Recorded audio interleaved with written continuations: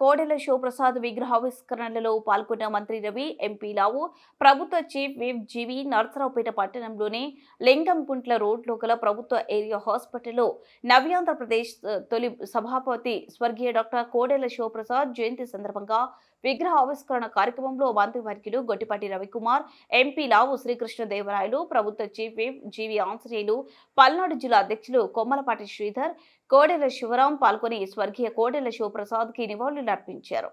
జీవి మాట్లాడుతూ డాక్టర్ కోడెల శివప్రసాద్ రాష్ట్రానికి చేసిన సేవలను కొనియాడారు.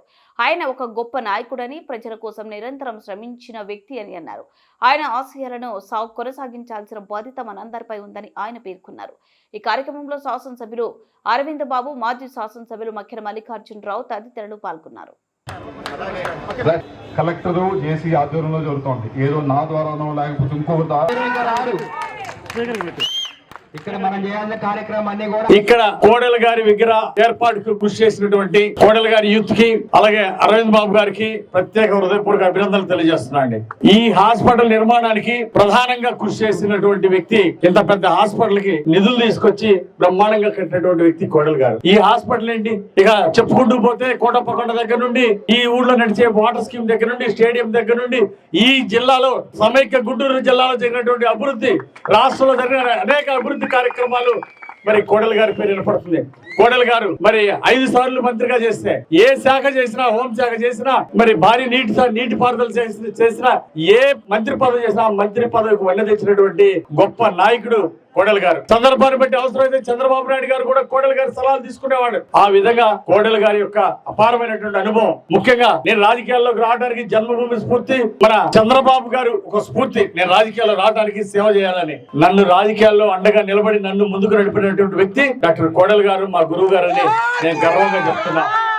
అందుకే ఆయన మేము ఎంత కష్టపడ్డా ఆయన రుణం తెచ్చుకోలేను. అయినా ఈ రోజు రేపు సెప్టెంబర్ 16వ తారీఖు వారి వర్ధంతి రోజు వినుకొండలో కోడెల గారి విగ్రహం ఘనంగా ఆవిష్కరణ జరుగుతుంది.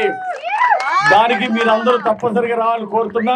మంత్రి గారు గొట్టిపాటి గారిని ఇందాకనే చెప్పారు రావాలని, అలాగే ఎంపీ గారు, మా డాక్టర్ అరవింద్ బాబు గారు, జిల్లా అధ్యక్షులు అందరూ కూడా డేట్లు ఇప్పుడే బ్లాక్ చేసుకోవాలా. ఫస్ట్ కార్యక్రమం మా ఊరే ఆ రోజు వినుకొండలో ఘనంగా జరుగుతుంది. వేదిక మీద ఉన్న పెద్దలు, మరి అలాగే శివరాం గారు గాని అందరూ కూడా తప్పనిసరిగా వినుకొండలో జరగబోతున్న విగ్రహావిష్కరణ, మా గురువు గారి విగ్రహావిష్కరణకి అందరూ రావాల్సిందిగా మీకు ఇదే నా ఆహ్వానం వ్యక్తిగతంగా అందరికీ తెలియజేస్తా ఉన్నా.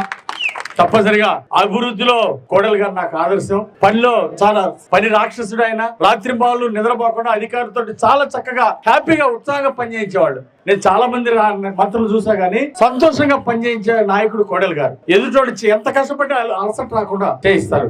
ఆ విధంగా తప్పనిసరిగా వారు చేసినటువంటి అభివృద్ధిని స్ఫూర్తిగా చేసుకుని వినుకొండ నియోజకవర్గాన్ని ఒక ఆదర్శంగా తీర్చిదిద్దుతాం. పల్నాడు జిల్లాని అభివృద్ధిలో మన జిల్లా ఇన్ఛార్జి మంత్రి గారు మేమందరం సమిష్టి కృషి చేసి పల్నాడు జిల్లాని అభివృద్ధిలో ముందుకు తీసుకెళ్తామని ఈ సందర్భంగా తెలియజేస్తూ కోడెల గారికి జోహార్లు అర్పిస్తూ, మరి కొద్దిగా ఆలస్యమైనందుకు క్షమించాలి. నేను ఇండియన్ ఫంక్షనాలిటీలో ఉంటామేమో అనుకుని 9:30కు వచ్చా.